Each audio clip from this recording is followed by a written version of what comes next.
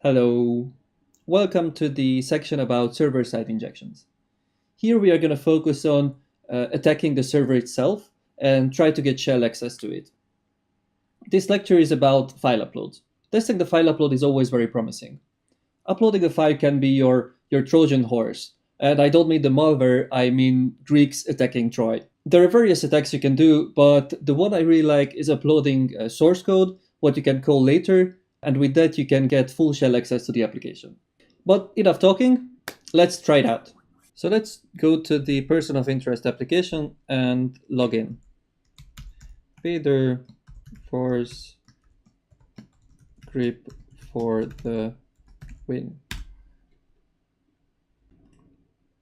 Yes, and if you go to media, by the way, make sure that burp is running. And here you can see here are all the files which are uploaded, and we can add the new one.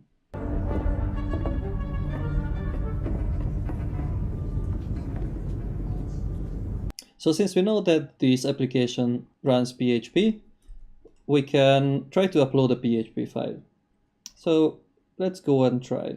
But first, I will go to burp and I will mark our position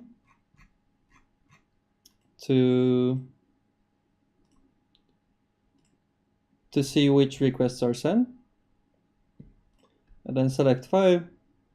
And I will just go to var www html, and here are the various files we wrote before. So I would just, as an example, I would just try to upload the whoisyourdaddy.php. And nothing seems to happen, but if you scroll down, you see that you get an error message that this file type is not allowed to be uploaded. Let's check it in burp. Weird, because there is a request sent, but it doesn't upload anything. It's just a heartbeat request, so it just tells the server that it's running. What this really means is that this error is actually comes from the JavaScript code running inside the browser. So that checks whether a file that we want to upload can be uploaded or not. And if not, then it will reject it. That means that there is actually no file sent to the server. What we can do is usually such checks can be easily circumvented by not using the browser to upload it, but doing it in another way.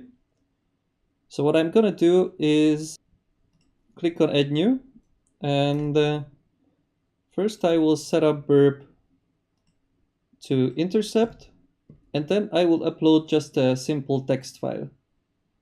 For instance, here is this innocent.txt, what we created earlier. And it started to upload it. That looks better, but of course it was intercepted by burp, so it's standing here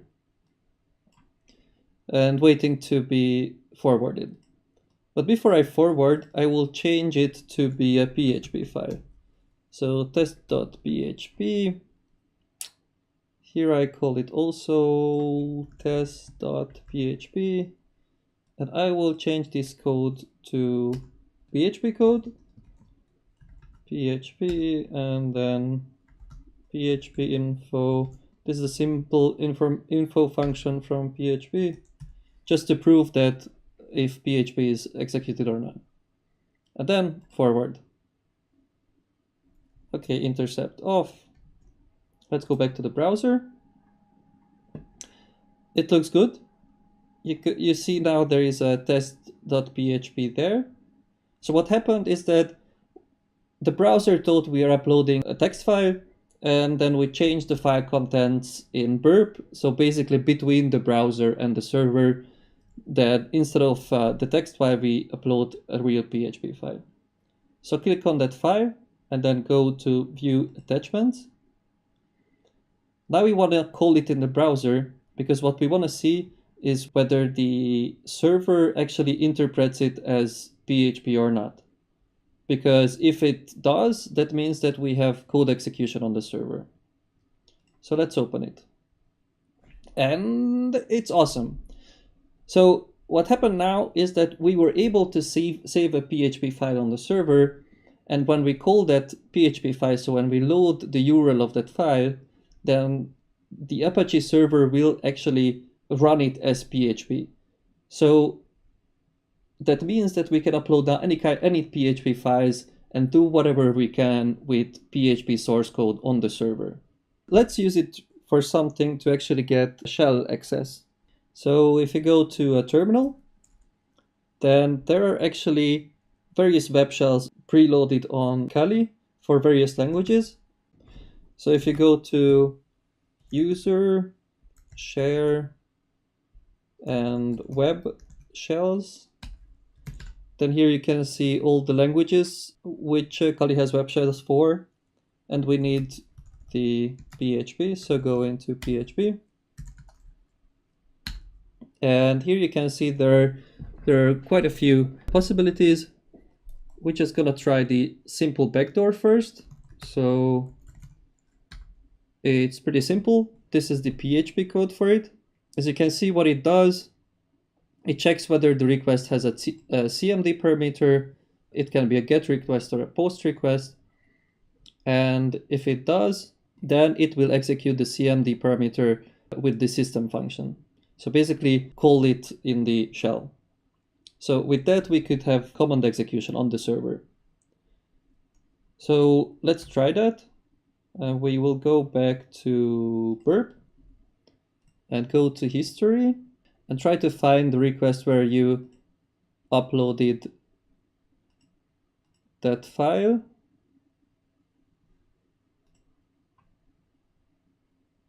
Yes, it's here. This is this VP admin async-upload.php, and it's a post request there. So this was the request we manipulated. So let's take the edited request and right click, send to repeater. In this way, we don't have to play around with the browser. We can do everything here in burp. And let's call it shell.php. Change it here as well. And then copy paste from the terminal. By the way, if you don't know, the hotkey for copy pasting in terminal is Ctrl-Shift-C for copy and Ctrl-Shift-V for paste. Now back to the burp, and then here with Ctrl-V, just simply insert it. Okay, so now we upload that. It says it was successful. Now let's go back to our browser and go back to media.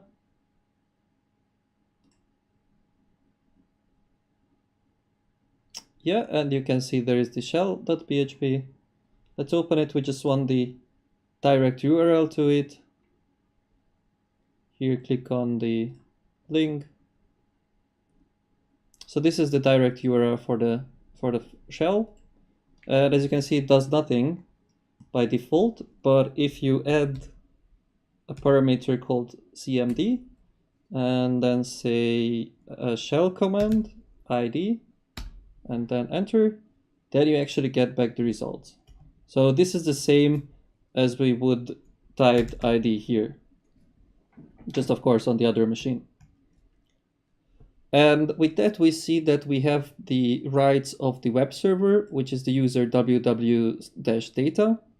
So we can now do anything on the server with the rights of this user, which is still somewhat limited, but this could be your first step to actually own the whole server. Now you need to look for a privilege escalation vulnerability to get root access. We can also do else like cat /etc/passwd to see the users. You can see these are the users existing on the server, etc. So here you can execute any kinds of command what you want to do. It's now just up to you what you want to do on the server. You can also try a different web shell. Let's try this one.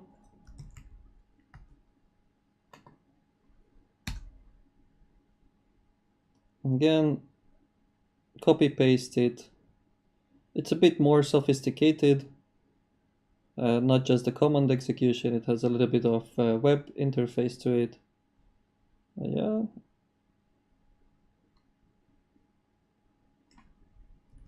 So copy, then go back to burp, and we can paste it here in the repeater. Just give it another name.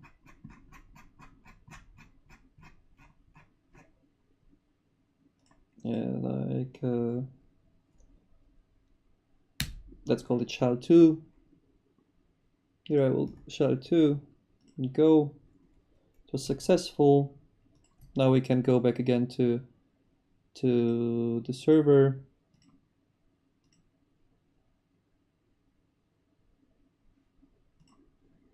And it's here. Let's open it again. As you can see, this is now a bit more. If you knew the MySQL password, you could immediately send requests to the database. We can browse the whole file system. This is the root file system. Of course, we are doing all this with the rights of the web server user.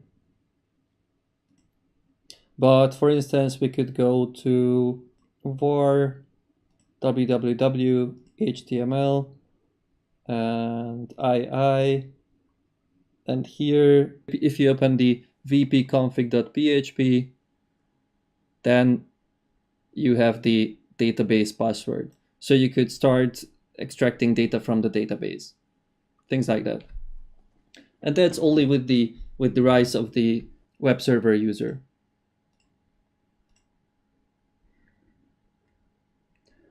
On the button, you can also do the same kind of command execution, and that's it. So this is just, it's the same thing. You can see that it's PHP, so whatever you implement in PHP, you can use it on the server. So that is how you can get shell access on the server with file upload. Similar attacks work with other languages and frameworks as well. So it always makes sense to analyze the file upload closely, depending on the target application what you're using. So how to fix such a vulnerability? First, you need to validate the uploaded files on the server as well.